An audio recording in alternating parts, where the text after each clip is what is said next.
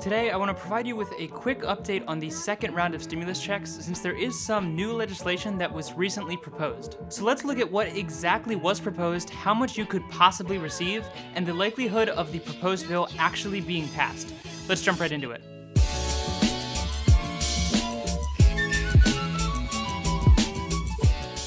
What is going on, everyone? I hope you are all having a fantastic day. Really quick, if you are new here, be sure to subscribe for updates every Monday, Wednesday, and Friday, as well as lots of other content surrounding personal finance once this crazy situation has passed. So just yesterday, we found out that another 5 million Americans claimed unemployment in the past week alone, bringing the 4-week total to over 22 million workers, which is estimated to be around 14% of our workforce. And as if that wasn't bad enough, the SBA, or Small Business Association, recently announced that they have run out of money for the Paycheck Protection loans that were a large part of the most recent stimulus bill. However, there is a silver lining in all of this since plans for the second round of stimulus payments have been proposed to the House of Representatives. Congressman Tim Ryan and Ro Khanna proposed their bill earlier this week, which they are calling the Emergency Money for the People Act. This has been met with all types of praise and criticism, so let's break down what exactly is in this document and what it could mean for your financial stability. If you want to see the actual document, I will leave a link to it down in the description below, but here's a basic summary of what it consists of. Under this plan, everyone who is 16 or older would receive $2,000 per month as long as they make less than $130,000 a year. This amount is doubled for married couples, meaning they would receive $4,000 a month as long as they make less than $260,000 a year. These amounts would step down by $50 for every $1,000 you make beyond those income thresholds. So individuals who make $170,000 a year or more, or married couples who make $340,000 a year or more would receive nothing under this plan. In addition, these payments will also include a similar $500 bonus for each child, similar to the most recent stimulus bill, but this will be capped at a maximum of 3 children or $1,500 per month. This means that a married couple who claims 3 children as a dependent would receive $5,500 per month. Now, maybe you're already scratching your head since $5,500 a month would equate to $66,000 a year, which is above the median household income here in the US. This may remind you of a particular issue that was brought to light under the current unemployment benefits of $600 a week, where many unemployed individuals are now making more through their unemployment than individuals who are risking their lives on the front lines and still working. But let's keep reading. So the bill also clearly states that these payments would continue for 6 months, and if the unemployment numbers, which are currently through the roof, do not return to pre-pandemic numbers, then this could be extended for an additional 6 months. It's also important to mention that this money is completely tax-free, which obviously makes sense since the government sending money to individuals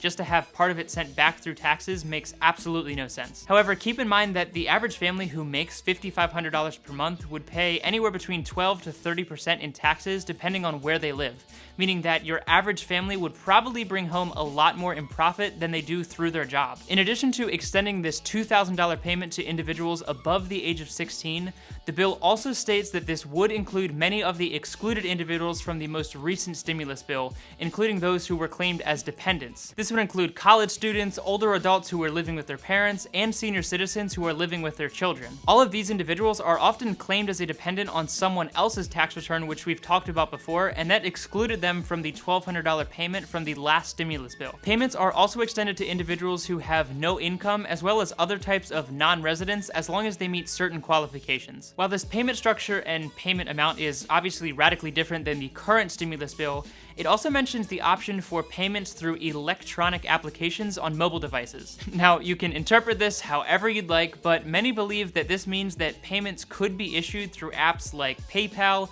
Venmo, or Cash App. Okay, hear me out on this one.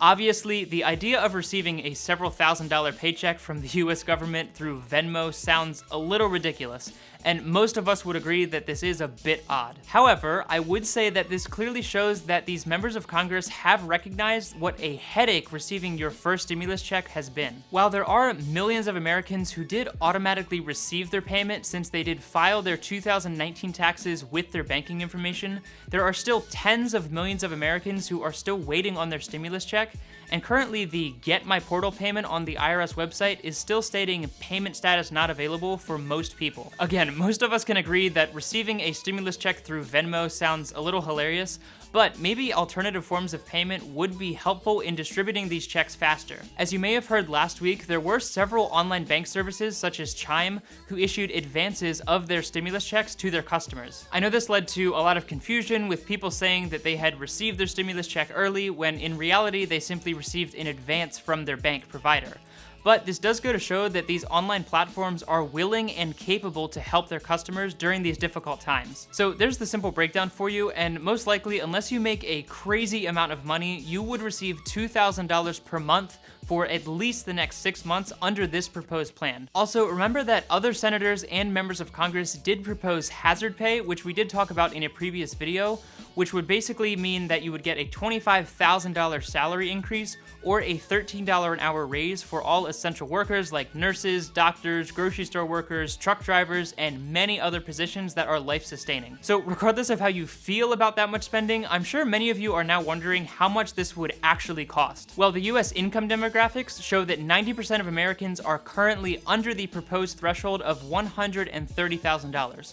So if we exclude that top 10% of earners and the 20% of the population who is under the age of 16, we can calculate that this would cost roughly $488 billion to sustain $2,000 a month for the many qualified individuals. Multiply that by the 6 months of payments that was proposed, and suddenly we have another $2.6 trillion, which is not only higher than the previous spending bill alone, but keep in mind that the direct $1,200 payments from that last bill was just a small part of the total $2.2 trillion package. That last stimulus bill included hundreds of billions of dollars in payments to small businesses and corporations, and these small direct payments of $1,200 were just a small percentage of the total cost. However, the current bill that we just talked about is already 25% more expensive than the last stimulus bill, and this only includes the stimulus payments to American workers and does not include the additional loans to businesses that will likely be necessary. Everyone would love free money, and I'm pretty sure that most of us would agree, myself included, that payments to American workers are just as important as payments to businesses. But the passing of such a large stimulus package, especially with the current political environment, isn't super likely in my opinion.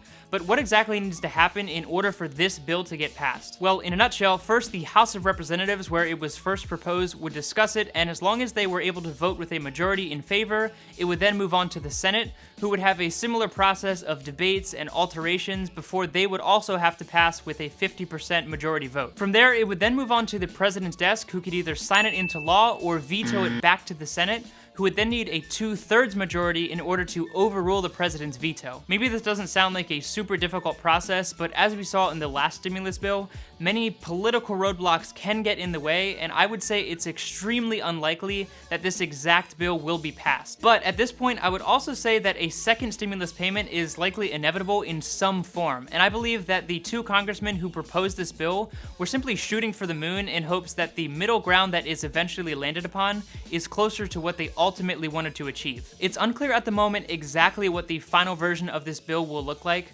but some system of consistent payments to American workers may be necessary if the economy does have to stay shut down. Plus, even as businesses start to reopen and Americans do get back to work, there's no guarantee that everything will just snap back to normal immediately.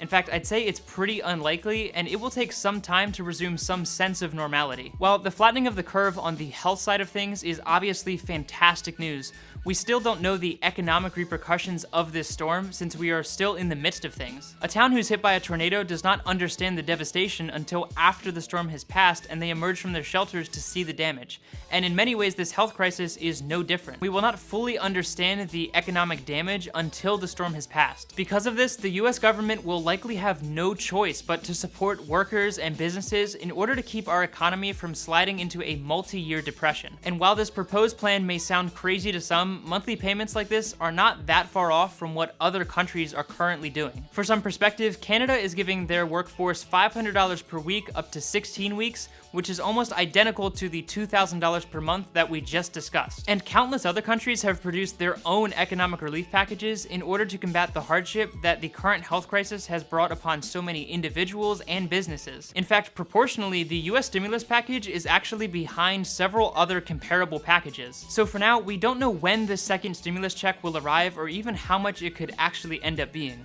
So for now, I would focus on putting your current stimulus check to work as best you can, and don't bank on receiving that $2,000 a month for the next 6 months, since the final bill could look drastically different. Of course, I'll be sure to keep you up to date with my regular posts every Monday, Wednesday, and Friday, and if you have any questions at all about your current stimulus check, or even why you haven't received it yet, I have a number of videos that can help you clarify your questions, so be sure to check out those videos. On a brighter note, now is a great time to start investing if you haven't done so already. So if you do want to get started with a really easy to use platform and get a free stock worth up to $250, click the link down in the description for Robinhood, and you'll get a stock worth up to $250, and you'll also help support my channel, which I greatly appreciate. As always, if you have any questions at all, feel free to leave them down in the comments section below, and I'm more than happy to give you my unprofessional opinion.